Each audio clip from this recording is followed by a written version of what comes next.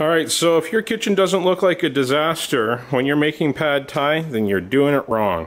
Because pad thai is all about the prep. When it comes to cooking, it's actually really fast. But we got to get all our prep done ahead of time so that everything can go into the pot quickly as things are cooking. So we've got our noodles soaking in water, we've got our carrots and our scallions diced, eggs, chicken, garlic are all ready to go. And over here, we've got some of our toppings prepped. So we've got cilantro and more green onion, the tops. I've got our tofu being pressed. So under here,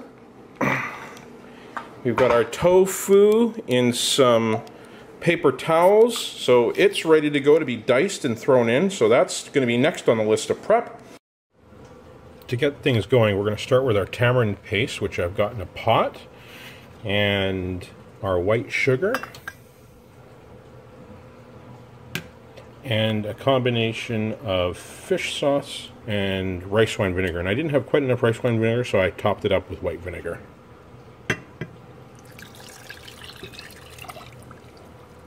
So that's the base of our pad thai sauce. We're going to bring this up to a simmer until the tamarind paste is fully dissolved along with the sugar.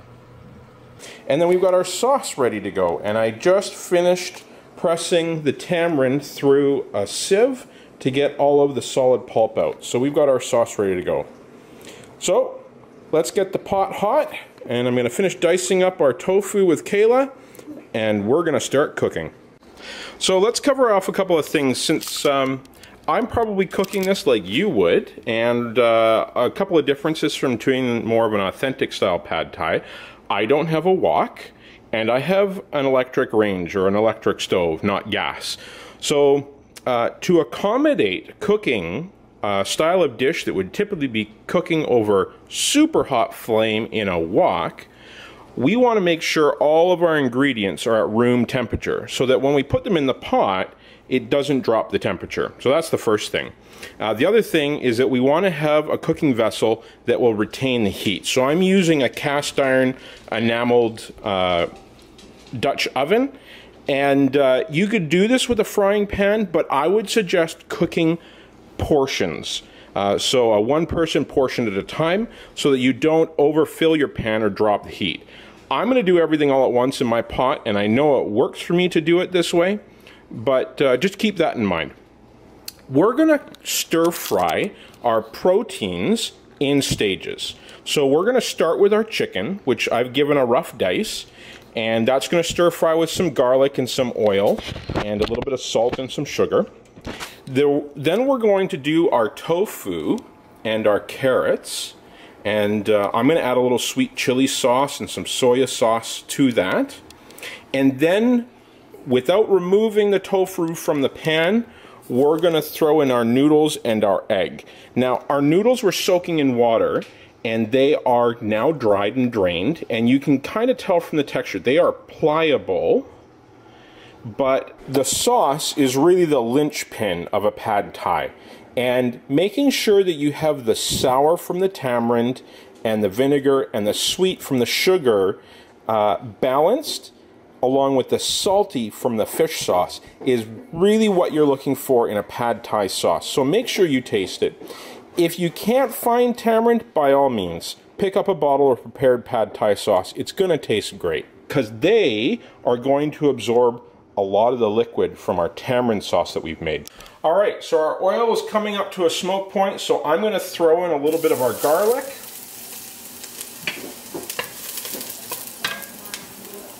And our chicken.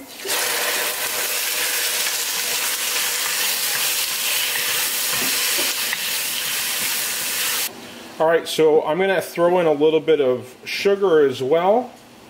We've got about 1 teaspoon's worth of white sugar, and that's just to help give it a little bit of color as it browns.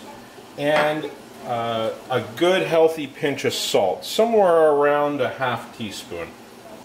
I'm going to do some black pepper as well. Alright, so through the steam, not sure how much you'll be able to see, but our liquid is gone now, and we're starting to get a little bit of color on this chicken, so I'm going to pull it, and we're going to start on our tofu. So we're going to add a bit more oil into the pan, and a little bit of sesame oil as well. And then in goes our tofu.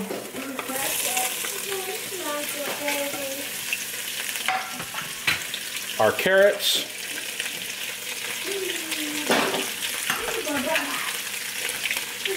And I'm going to add our green onion stalks as well.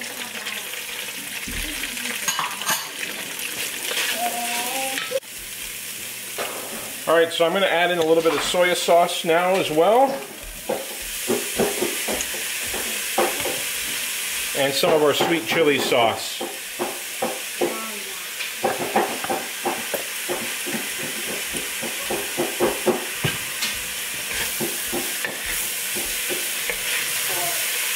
So our tofu is warmed through and it's taking on a glaze nicely. The carrots are about half done. So we're going to slide everything over to the side and we're going to put in our eggs and scramble them.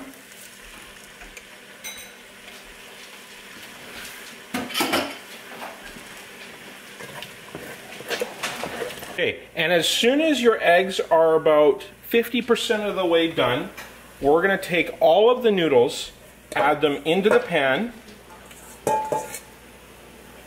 leave behind any of the extra liquid that drained from them,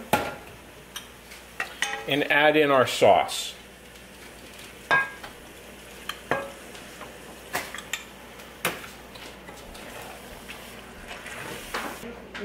So what we're looking for at this point with everything in the pot except for the chicken is for the noodles to absorb that liquid and come together with everything else. Okay, and at this point all the liquid is gone, so I am going to add in the chicken that we pulled earlier. So now is when you want to be checking for seasoning and for the amount of liquid still left in it. If your noodles aren't quite done yet, you may need to add a little bit of liquid.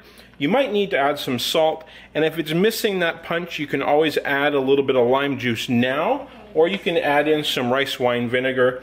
You can kick up the heat, or you can wait and allow people to do that when they serve their portions. I can't wait to get this into a bowl. Mine's just about perfect. I'm going to pull it off the heat and we're going to portion it up. So we're ready to portion it up. We've got a couple of condiments that we're going to serve this with. We've got our chopped cilantro and green onions, some dry roasted but not salted chopped peanuts, some bean sprouts, a bunch of lime wedges, and then depending on how hot you like it, you can go with sriracha or some sweet chili sauce or just a little bit of soya sauce if it's not quite salty enough for you. And we're going to serve this up family style. And here's my portion served up. I've got some bean sprouts, cilantro, green onion. I've added a little bit of sriracha and soya sauce as well and some lime. Let's give this a taste. That tastes fantastic. The tamarind in the pad thai sauce really makes a difference. And you get the full salty, sour, sweet taste that everyone loves in a good pad thai. So this is a win. I hope you guys enjoy.